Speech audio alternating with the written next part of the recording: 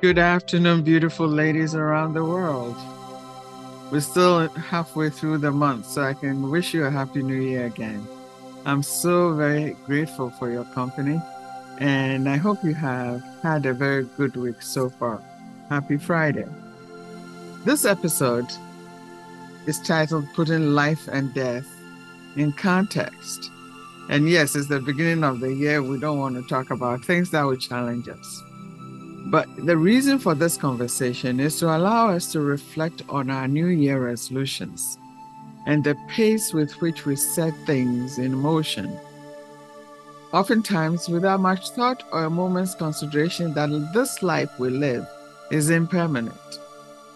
If we were mindful of this point, it should allow a place or space where we are fully present, living moment by moment. Being fully present alleviates anxiety and worry. After all, we experience miracles living in the now, in the present moment. Living in the past and future often heighten our worries and anxieties, and we constantly play old and unrealized events in our minds, often inhibiting our creativity. So, let's reflect a bit on the impermanence of life and a few thoughts and steps we can take and use to help us adjust to the pressures of life. Now, it's not a meditation per se, but we want to be in a quiet place, free of distractions. I prefer to have my eyes closed so I can listen deeply. Gently focus on your breath. And with each exhale, feel your hips, thighs, and feet settle into your seat a bit more. And with each inhale, feel a slight lengthening of your spine and lift through the crown of your head. Notice the movement of the breath and the subtle movement of the body, each supporting the other in holding you upright, yet grounded. You are relatively still, but there's always movement present, always change, always process, always an ebb and flow. Notice the continual presence of change in your breath and in your body. Now, silently say to yourself, my death is certain. Now, as you speak the words, remain aware of your breath and your body, and notice any change, tightness, tension you may feel, and use the exhale breath to release it and let it go. Just as the breath rises and falls, every single thing in this world comes into existence, stays for a while, and then dissipates again. You are not exempt from this natural order of things, this natural ebb and flow. You are part of the cycle, and you too will someday no longer be here. And you contemplate this by staying present with your body and breath.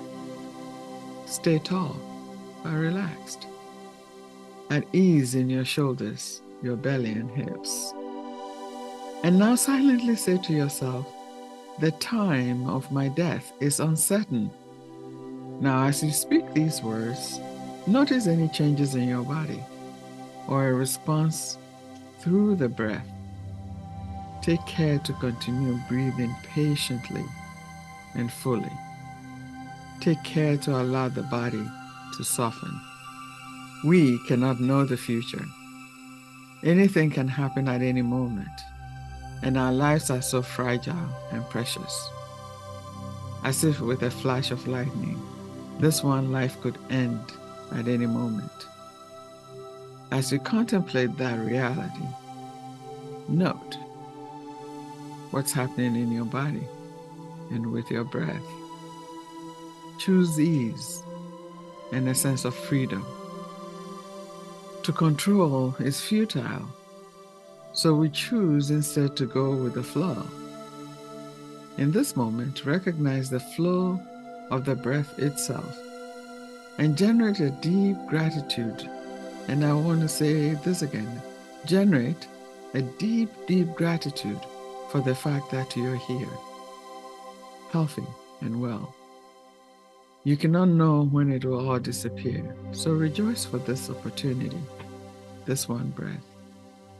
And then say silently to yourself, the only thing that can help me at the time of my death will be my own mind.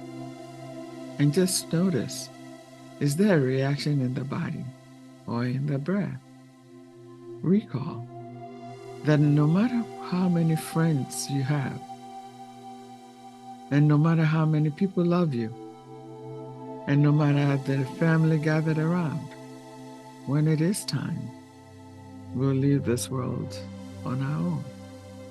Recall that no matter how many things you have accumulated, no matter how much money you have in the bank, no matter how much you've surrounded yourself with the comforts of this world, none of it can go with you when it is time for you to leave this world.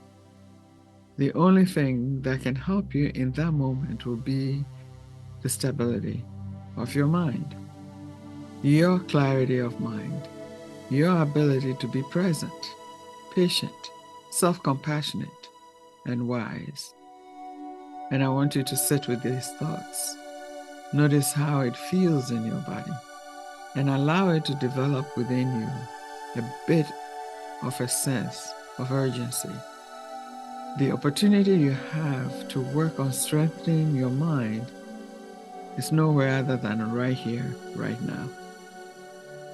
The opportunity you have to live a meaningful life is nowhere other than right here, right now. The opportunity you have to be kind, to make amends, to give thanks, to be present is nowhere other than right here, right now. Now contemplate how it is that you would live each day. If you truly believed with your whole body that each breath could possibly be your last, contemplate the effort that you would place on mindfulness, meditation, and your mind. If you truly believed with your whole body that only the mind could save you, then cultivate the practice that will bring you freedom and peace of mind. And from there, you can easily manifest the external desires.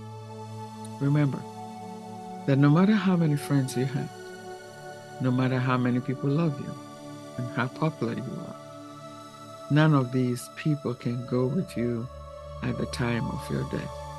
When it is time, you will have to leave this world on your own. No matter how many things you've accumulated, no matter how much money you have in the bank, and no matter how much you've surrounded yourself with the comforts of this world, none of it can go with you. And so in enjoying these things, be aware of placing the importance on things that matter. Yes, you can enjoy them. It's nice. It's a gift of the universe for you to have the luxuries of life. But it should not be more important. Rejoice in this time you've spent reflecting. Rejoice in the importance you've given to mindfulness. Rejoice in this opportunity, this moment, this breath. And as we come to close this conversation, remember that the clarity of mind, your ability to be present, patient, self-compassionate, and wise is what will get you far to really experience this life as it's meant to be. Oftentimes we choose not to see, feel, or process, or even talk about the impermanence of life, as if we ignored it it'll go away. But we know that if we were to keep it front and center, it would facilitate the choices we make in deciding what is important and what we focus on should matter for us and for those around us.